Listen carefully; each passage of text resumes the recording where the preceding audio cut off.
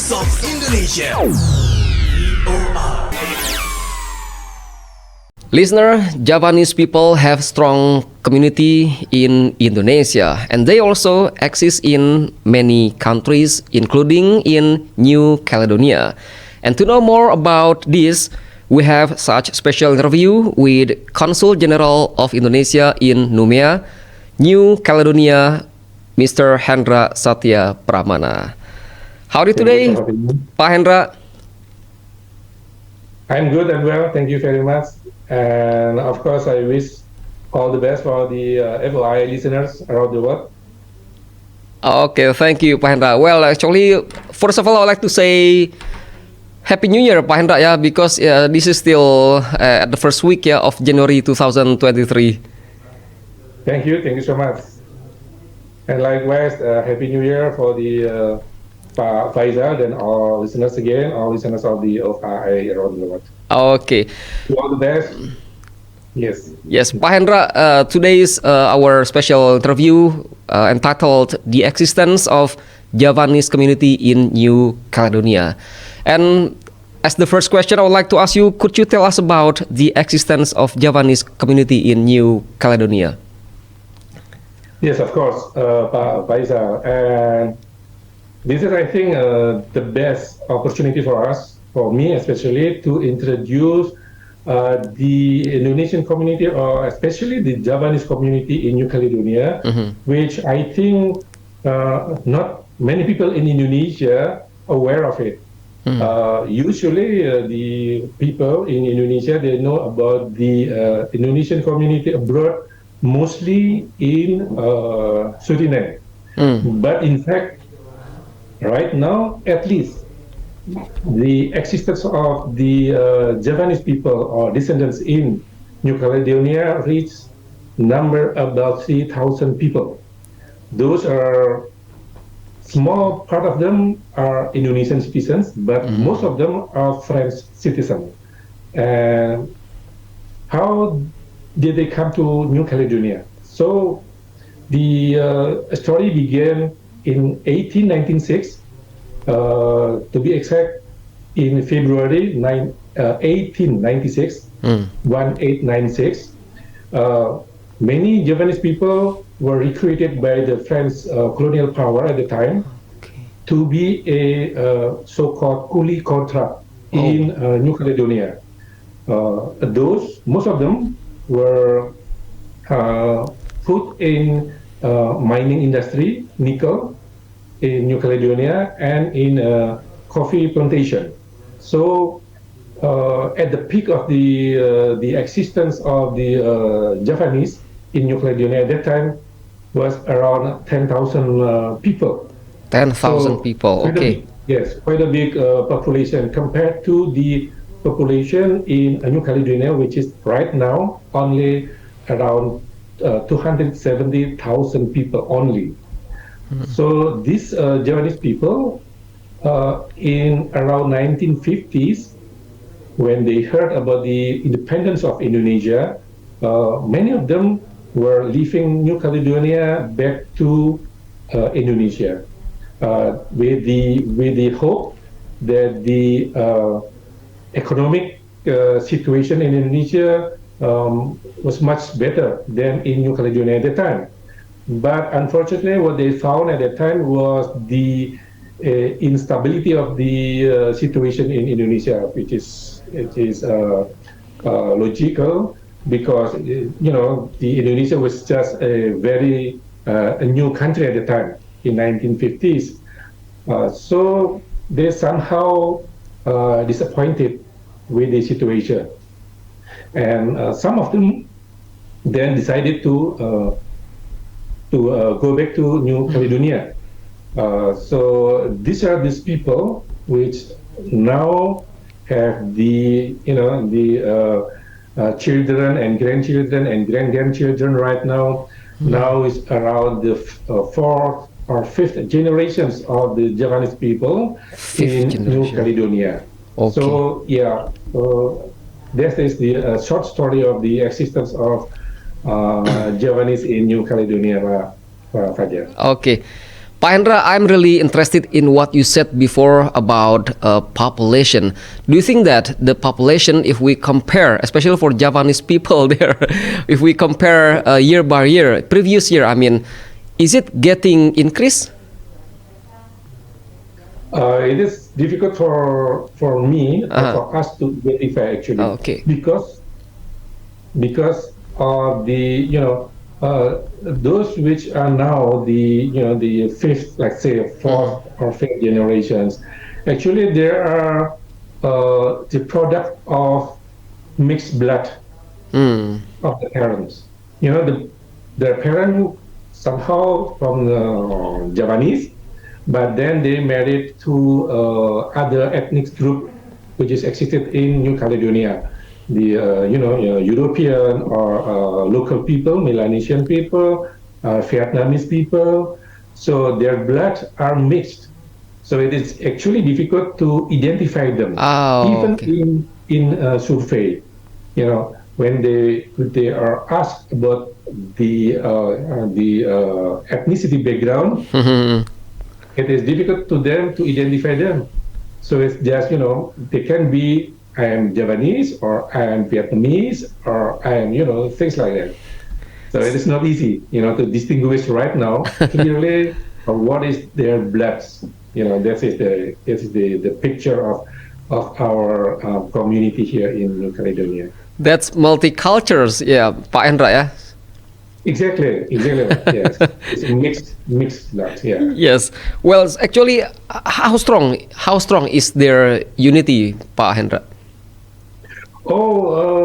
I'm as the representative of the Indonesian government in New Caledonia.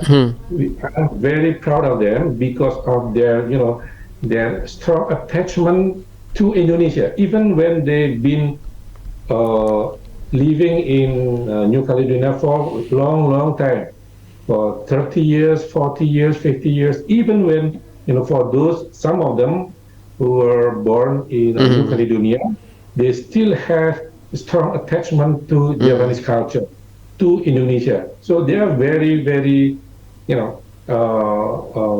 Javanese minded. Okay. So, Pak Hendra, I want to know that, do you think that every day in the daily life, this community also speak Javanese language every day, even though they meet other people from maybe another country?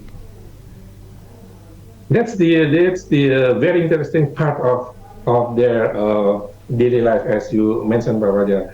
Yes, most of them, they speak Javanese. But Javanese, which is we call it ngoko, the lowest level of Javanese language, not the higher level of the language, which is more more, what should I say? So maybe you understand that Javanese languages, there are some levels. Level, yes. The Class. lowest level, and yes, things like that. These people who came to Caledonia, the Javanese people who came to New Caledonia, most of them, if not all of them at that time, they came from kampung. Okay. They came from villages. So mostly they don't speak Javanese languages, which is, a higher level. They speak Javanese, but in a very low level of languages. So up until now, mostly the elderly people, they speak Javanese still in their daily life, but they mixed with the French languages, with French language. So they speak, they mix the language that they are using. That is most of the elderly people. The younger people, unfortunately, they don't speak Javanese language anymore. They know some words. Maybe they understand because their parents or grandparents talk Javanese in their home, but they don't speak actively the Javanese language. And this is also interesting fact. They don't speak bahasa Indonesia. Mhm. They speak Japanese language and French language in their daily life. So that is the reality of our Japanese community here in Caledonia. Pak Hendra, I want to know about, I can say, I mean, you said before some of them marry with people from the Philippines and also from many countries. In this case, I would like to know about their citizenship. Are they approved by, I mean, yeah, their citizenship also approved by the government of New Caledonia?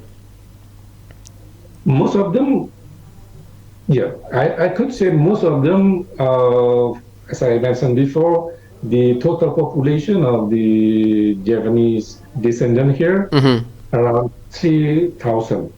Yeah, Wow, only so about many. 300 people are Indonesian citizens. Hmm.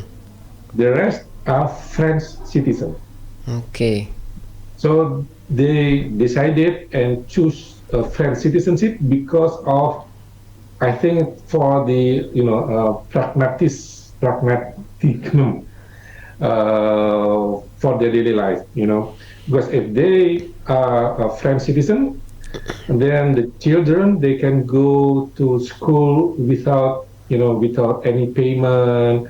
They can go to school for free, Mhm. and then also the social system, health system here, which guarantee their well-being. So it is for them. They think that it is good for them to have a French citizen rather than the Indonesian citizen. Yeah, because they were born here. They were born in New Caledonia. New Caledonia was part of France. So yeah, they are French citizens. Okay. Okay. So you mean that there is no such difficult thing, yeah, for them to interact each other or one another? No, there's no problem at all. There is no barrier at all for them, for especially for the Japanese community here. Especially for those who are born here, they interact easily as other people in New Caledonia with different ethnic background and everything. They are assimilated, they are united. It's easy life for them here in New Caledonia. Okay. Pak Hendra, during your duty there, that you said before, more than 3 years you have been there, uh, are there such as, I can say, challenges, yeah, for Javanese community, like they are facing like economy, education, and even health aspects? I would say no. As I mentioned before, here, our community here, I think they find a much better living compared to situation in Indonesia. Okay. So that's why many of them, uh, when we talk to them and ask them whether they, when if are thinking to return to Indonesia somehow when they are reached, older ages or something like that, mostly they confirm they will stay here until the end.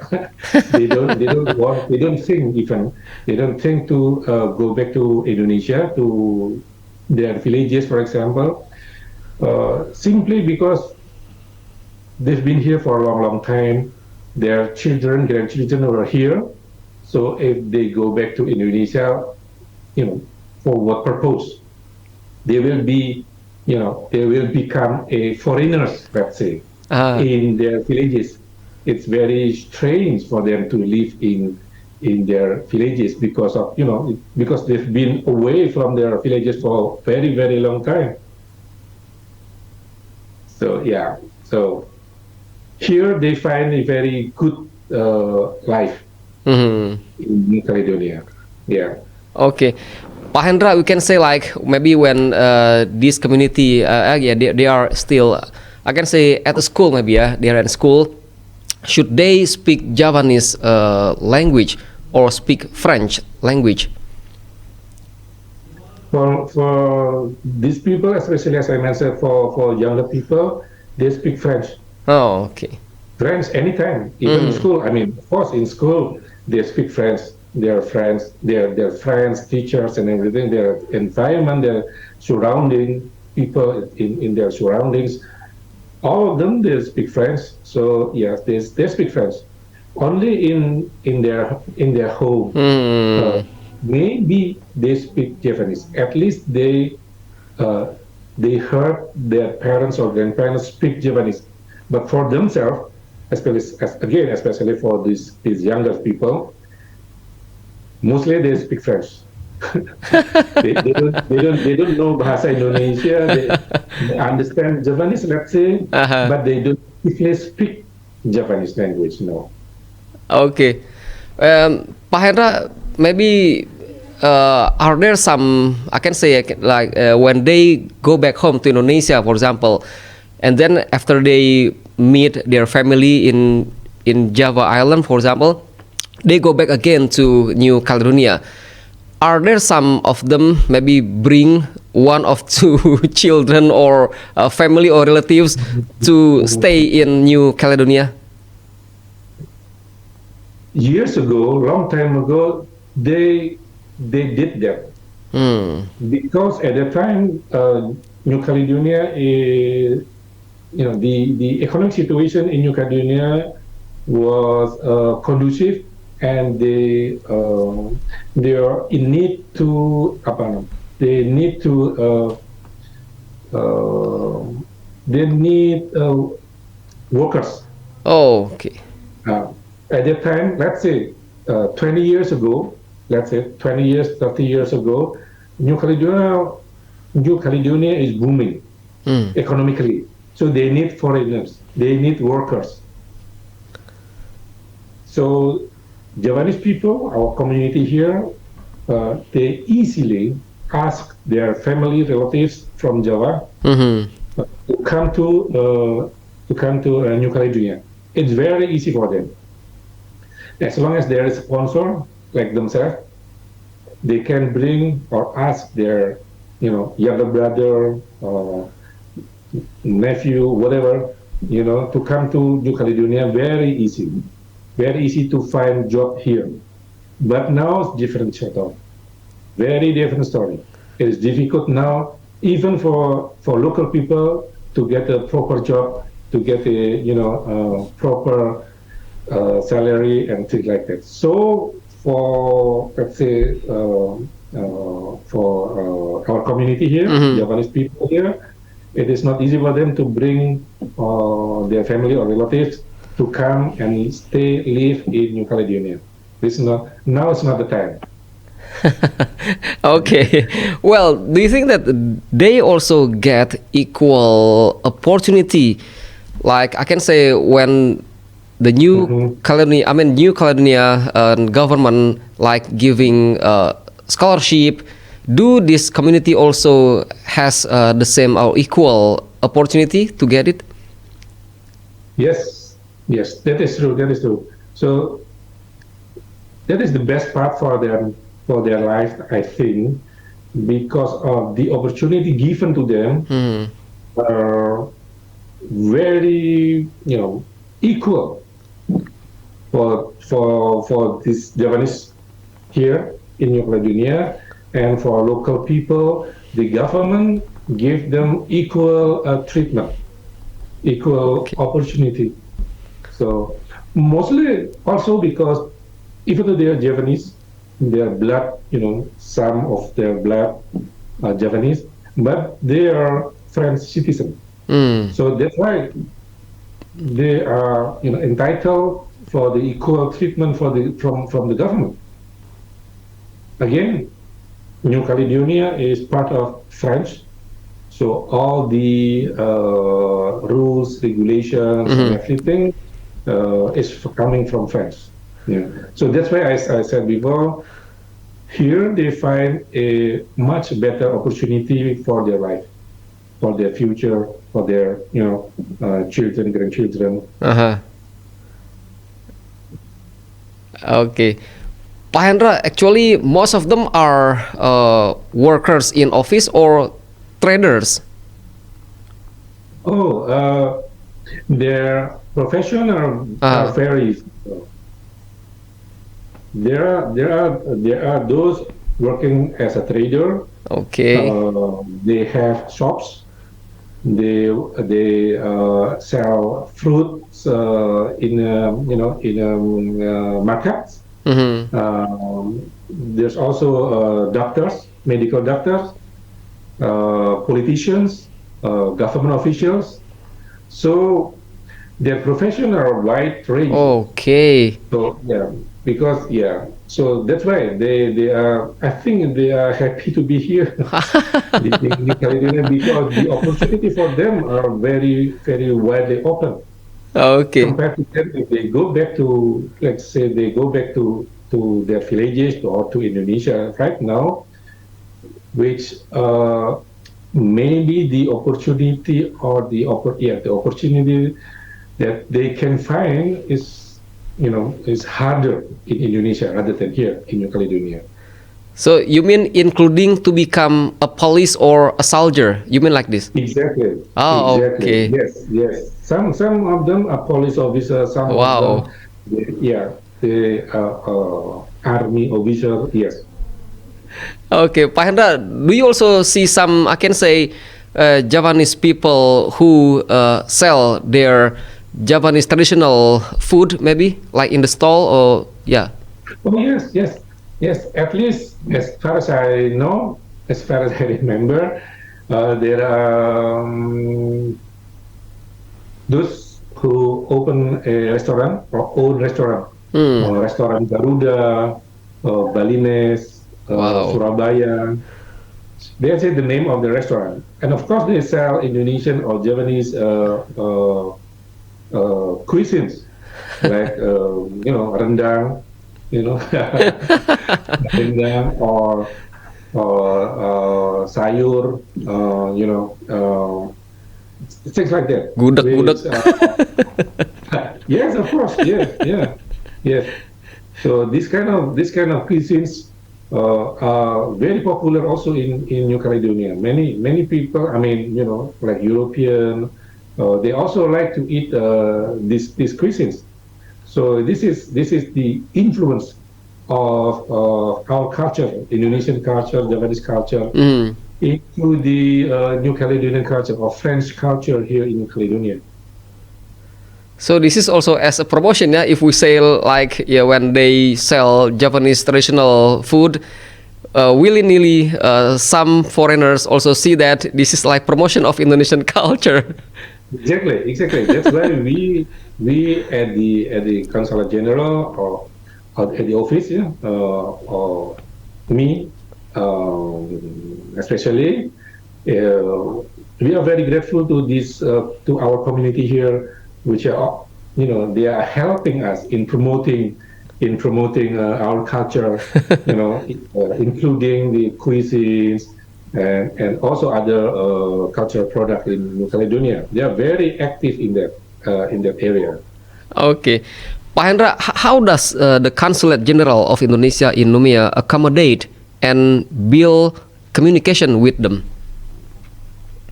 We have very open, or we have very good relations, collaborations with this community, Mhm. including through the association that they are belong to. There are many association or organizations, uh, the Javanese, the community, different association, different organizations, and we work with them very closely. We meet with them very regularly, very often. So we are bounded very strongly. We have very good relation cooperations with them, as I mentioned, in promoting, let's say, promoting Indonesian culture.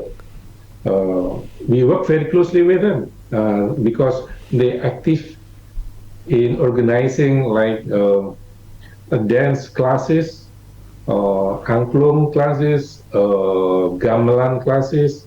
They also we have also here pencak silat merpati putih. They organize themselves.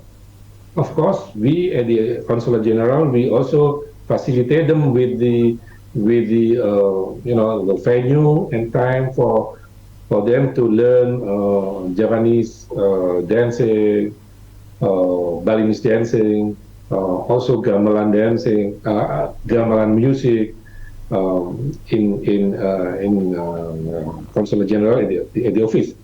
So this kind of collaboration we try to build very strongly. We perform together. So yeah, this is this kind of cooperation that we are doing so far. So you mean when there is such activity from the Council General, this Council General also invite them, yeah, to take part, yeah, to participate at this activity. Of course, of course, of course, yes, yes. So as I mentioned, it's not only that we organize like promotional event by the Consulate General, but they themselves sometimes they organize this kind of activities, inviting public to see, to enjoy the food, to enjoy the dances and everything. But in performing these activities, we collaborate, so with the community. They invite us, we invite them, things like that. Okay, Pak Hendra, maybe this is for the last question. Actually, do you have any expectation before, yeah, you leave New Caledonia for Indonesia? Maybe at the end of your duty. Of course, yes, because we have we have so good cooperation right now between the Consulate General with the community, Indonesian and Japanese community here. I think the challenges that faced by the association is to recruit the younger generations to be also active in promoting Indonesian or Japanese culture in the activities of the community. Because as I mentioned, in our regular activities, like let's say Harisan. Okay. Yes, it is the idea of the community to organize Arisan every month. Wow. It's been for many years. But unfortunately, right now, the activists or those who active attending this kind of events are elderly people. The younger generation, like they don't have interest to join such kind of activities. This is the challenges challenge faced by the Consulate General to to approach them. Also challenges for the organizations of these communities, Indonesian or Japanese communities, to recruit these younger generations to also active in the events or activities of the communities. So I hope this year, next year, in the future, these efforts taken by the Consulate General and the activities organized by the communities will be successfully, ask and recruit the younger generations. Okay. Okay, thank you, Pak Hendra, for your time, yeah, to have such special interview with us for today. Thank you very much, Abaja. Thank you for the opportunity for me to share the story of the Indonesian community, the Japanese community here in New Caledonia for the FOI listeners around the world. Okay. Thank you, Pak Hendra. And listener, that was our special interview with Consul General of Indonesia in Noumea, New Caledonia, with Mr. Hendra Satya Pramana. With me, Ahmad Faisal. Thank you and bye-bye. Voice of Indonesia.